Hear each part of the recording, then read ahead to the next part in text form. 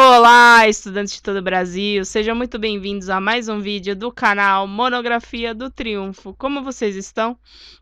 Bom, hoje eu vou explicar para vocês como vocês vão escolher os autores do seu referencial teórico passo a passo, para vocês não errarem mais, hein? Se você já gostou do conteúdo, já deixa o like, se inscreve no canal, ativa o sininho para não perder nenhum dos nossos próximos vídeos. Fica até o final e deixa o seu feedback, combinado? Então vamos lá.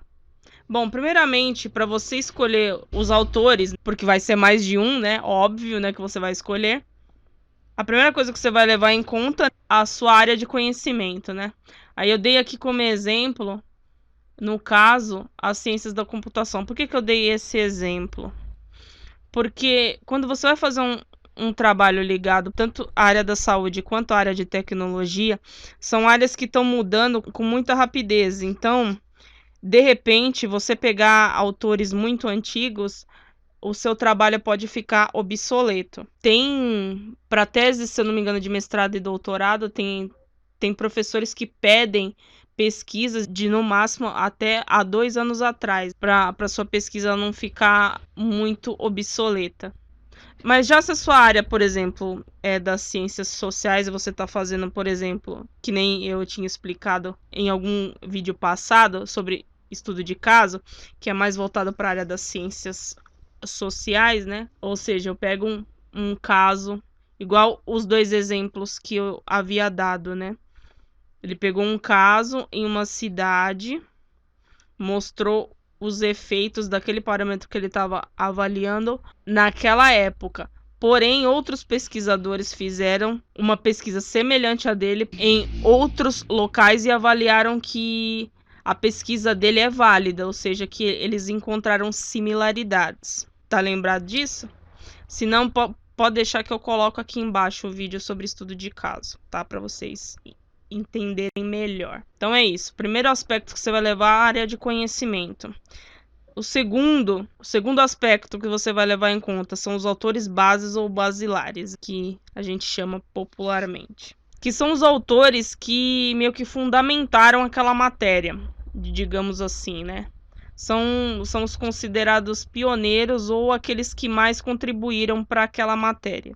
Aí eu dei o exemplo aqui do Freud, né, na área da psicanálise, e o Leibniz na área do cálculo. Leibniz e o Newton aqui, porque eles pesquisaram por volta da mesma época, tá bom? Então vamos lá. E alguns sinônimos que vocês podem estar encontrando em alguns livros, né, que seriam esses aqui. Ou seja, você pode encontrar referencial teórico, que é o mais comum. Você pode encontrar fundamentação teórica, você pode encontrar também revisão bibliográfica, você pode encontrar também marco teórico, revisão de literatura e abordagem teórica, ou seja, todos estes termos significam a mesma coisa. Ficou claro? Qualquer dúvida vocês colocam aqui embaixo nos comentários para mim, tá bom? É porque algumas instituições preferem falar de outra forma, né? Então é por isso que eu coloquei todos os sinônimos aí para vocês, se vocês virem estes termos em algum outro livro, para vocês saberem do que se trata. Outro aspecto que você deve levar em conta ao escolher os autores do seu referencial teórico. Aí eu dei como exemplo, no caso, eu abordar somente um autor. Tem teses, geralmente de mestrado ou doutorado, que avaliam o pensamento de um único autor. Só que para isso você tem que ler a obra dele, né? Ou seja, você não vai fazer um trabalho desse porte sem ter lido toda a obra dele. Aí eu dei esse exemplo do Ortega y Gasset, que foi um filósofo que é considerado o maior filósofo espanhol do século XX. Ele não foi só filósofo, foi filósofo e jornalista também.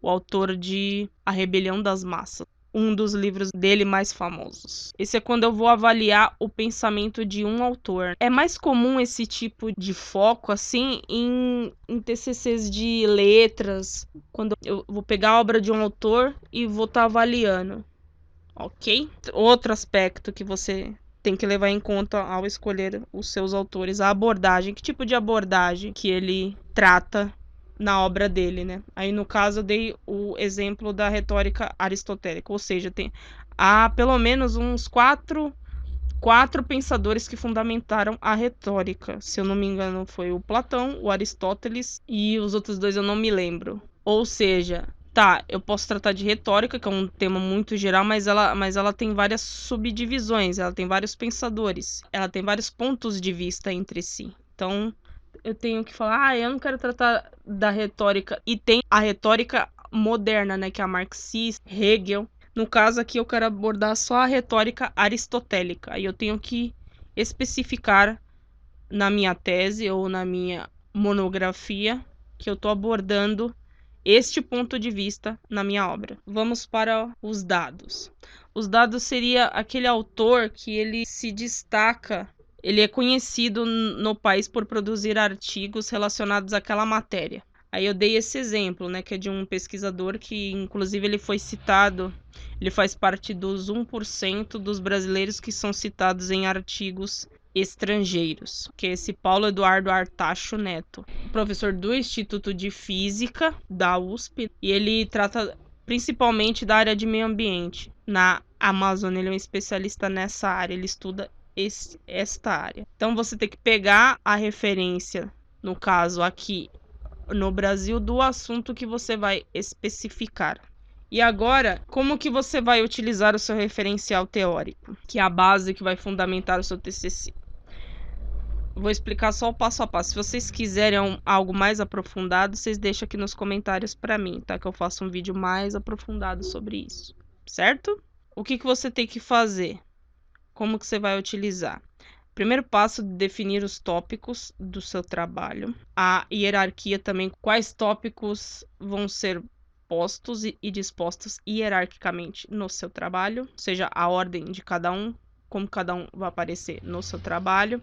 Você vai também escrever pelo menos uma citação entre cada tópico, né? Porque o seu trabalho tem que ser baseado nas citações, né? Que são os autores que vão fundamentar a sua obra. Geralmente, um trabalho bom tem que ter pelo menos 30% de citações e 70% do texto que é seu, né? Produzido por você. Lembra-se que eu já tinha falado isso em outro vídeo. Se eu não me engano, quando eu falei de citações, eu citei esse aspecto. Tudo bem? Então vamos lá. Aí você pegou os seus tópicos, definiu, você escreveu as citações. Aí agora você vai preencher as lacunas, os buracos meio que deixados no seu texto com os seus comentários sobre as citações. Ficou claro? Bom, se esse vídeo te ajudou, você já deixa o like, se inscreve no canal, ativa o sininho. Eu vou deixar aqui embaixo o link do infográfico contendo os erros de português mais comuns. Peguem, é de graça, é para ajudar vocês. Então é isso. Até a próxima aula. Bons estudos a todos. Tchau!